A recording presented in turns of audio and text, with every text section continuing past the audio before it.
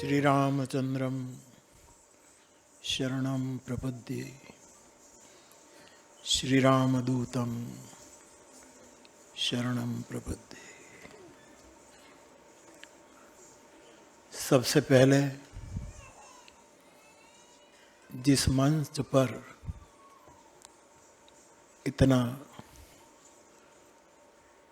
इतनी सात्विक साधना प्रस्तुत हुई, इस मंच को प्रणाम करता हूँ। दूसरी बात, जिस गुरुजी ने, माताजी ने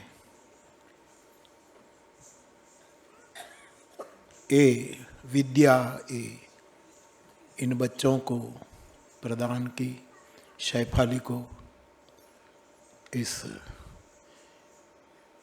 गुरु जी की भी मैं भी वंदना करता हूँ। शैफाली के माताजी, उसके परिवार के अन्य सदस्य, सभी को बहुत बहुत साधुवाद देता हूँ। शैफाली बहुत छोटी थी, तब से व्यासपीठ से समर्पित है, और माता पिता और परिवार के सहयोग से ऐसे गुरुजी के पास पहुंच गई जिसने अपनी इस उम्र में जितनी भी विद्या संपादन की वो सब शैफाली में उड़ेल दिया। वो जिसके हम सब गवाह हैं। बहुत समय से कभी दिल्ली में मैं रहूं, कभी कथा में रहूं, या तो फिर वो तलगाजड़ आ जाती है और ये बात, लेकिन कोई योग नहीं बन पा रहा था। बहुत मुद्दत के बाद ये कार्यक्रम हुआ, लेकिन वसंत के दिन शुरू हो उसके बाद ही ऐसा कार्यक्रम होना चाहिए। तो ये योग्य समय पर हुआ है। हमारे सनातन धर्म के 4 वेद है और चारों वेद के एक एक उपवेद है, ये पूरी दुनिया जानती है। इनमें जो सामवेद है उसका उपवेद गांधर्व वेद है। यहाँ और गांधर्व वेद में गायन, वादन, नर्तन, नाट्य, ये सब सब्जेक्ट आ जाते हैं। तो यहाँ जो प्रस्तुति हुई, जैसे शैफाली ने कहा, ये प्रोग्राम नहीं है, ये एक आहुति के जरिए अपनी विद्या समर्पित। तो आज इस मंच पर गांधर्व विद्या की प्रस्तुति हुई है। जितने प्रसंग आपने चुने और प्रसंग की प्रस्तुति इन छोटी एक बच्ची से लेकर आप सभी ने जिस रूप में प्रस्तुत की, मैं सालों से कला का पूजक हूँ, कला का चाहक हूँ। हर एक कला की पूजा करने को मन करता है। कई कार्यक्रम में उपस्थित रहा हूँ, हर जगह अपनी प्रसन्नता व्यक्त भी की है, लेकिन मुझे कहने दो कि आज की ये सात्विक साधना कुछ विशेष है, कुछ विशेष, क्योंकि यहाँ पैर नर्तन नहीं कर रहा था, दिल नर्तन कर रहा था।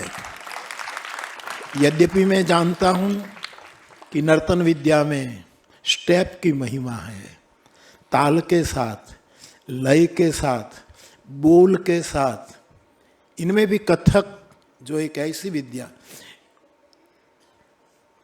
नृत्य की कई विधाएं हैं, लेकिन सबको मैं देखता हूँ, सबके प्रति मेरा बहुत आदर है। लेकिन कोई मुझे पूछे तो मैं कहूँ कि मेरी दृष्टि में कथक विद्याओं का मुकुट है। और ऐसी कथक की प्रस्तुति, नवरस की प्रस्तुति हुई देखो, और आखिर में शांत रस में उसका समापन हुआ। मैं सुन रहा था कि कितने रागों ने आपने उठाया, और सबसे पहले आपने व्यासपीठ को याद की, गुरु वंदना से शुरू की। और ये जो आपका भाव है, ये एक समर्पित साधना का गवाह है, साक्षी है। तो बाप शेफाली ने कहा कि मुझे तो पता ही नहीं था, रुपेश ने कहा कि बीमार हो गई थी, और ये तो नादुरुस्त तबीयत हो तो भी ऐसा कर सकती है। तो पूर्ण रूपेण जब स्वस्थ होगी। लेकिन गुरुजी, मैं आपको प्रणाम करके कहता हूं कि एक बार सबको लेकर तलगा जड़ आइए।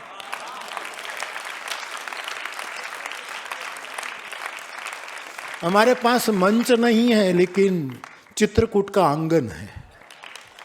मंच में और आंगन में बहुत फर्क है। तो सब कोई, सभी बेटियों को, भाइयों को, सबको लेकर के आइएगा। आपको मुझे कोई ऐसा अवसर मिले तो एक बार ये प्रस्तुति हमारे हनुमान जी के सामने हो जाए।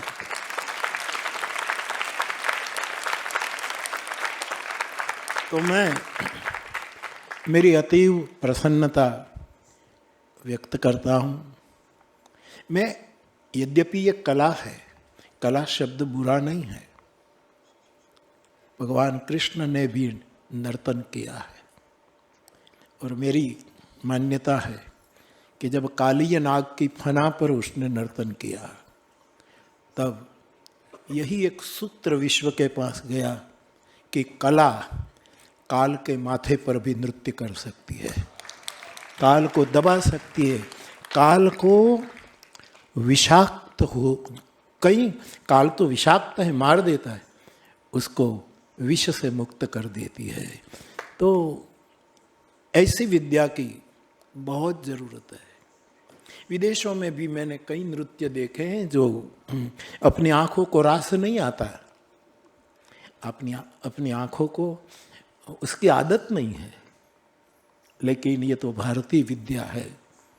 तो सुंदर प्रस्तुति हुई, सच्ची प्रस्तुति हुई, कल्याणकारी प्रस्तुति हुई। इसीलिए सत्यम शिवम सुंदरम प्रस्तुति हुई। मैंने कहा था शेफाली को कि मैं 1 घंटा बैठूंगा, या तो ज़्यादा से ज़्यादा 1.5 घंटा बैठूंगा, लेकिन अभी आप 2 घंटे और करते तो भी बैठ रहता है।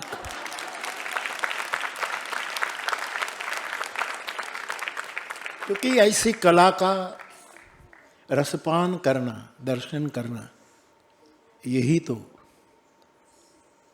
मुझे मेरी थकावट से विश्राम प्रदान करती है। यद्यपि कोई थकावट नहीं है, फिर भी तो बेटा बहुत खुश रहो। तुम्हारे पर माता पिता जिसने जन्म दिया, उसके विशेष आशीर्वाद और सबसे ज़्यादा आशीर्वाद तो तुम्हारे गुरु का तुम्हें प्राप्त हो।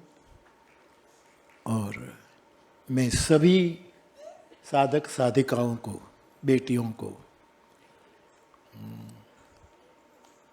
हनुमान जी के चरणों में प्रार्थना करूं। हमारे यहाँ एक सूत्र से नृत्य के बारे में, आत्मा नर्तकः, 3 प्रकार के नृत्य होते हैं। एक नृत्य शरीर प्रधान होता है, दूसरा नृत्य मन प्रधान होता है कि शरीर गौण बन जाए और मन मयूर नृत्य करता हो। और इससे भी आगे एक नृत्य है आत्मा नर्तकः, शास्त्र का सूत्र है आत्मा। जगत की कोई भी कला, कलाकार और कला दोनों में भिन्नता दिखाती। एक चित्रकार है तो चित्र भिन्न, चित्रकार भिन्न, लेकिन एकमात्र विद्या ऐसी है नृत्य कि नर्तक और नृत्य कभी दो नहीं हो सकते।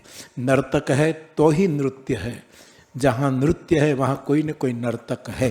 अभिन्न विद्या जो है, ये राम भी नाचते हैं, कृष्ण भी नाचते हैं, और ये पूरा ब्रह्मांड नृत्य ही कर रहा है। सब ये क्या हो रहा है, एक महारास चल रहा है।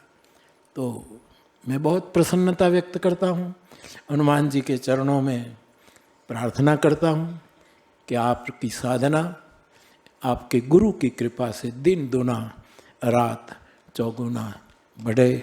खुश रहो बाप, खुश रहो बाप, खुश रहो। धन्यवाद।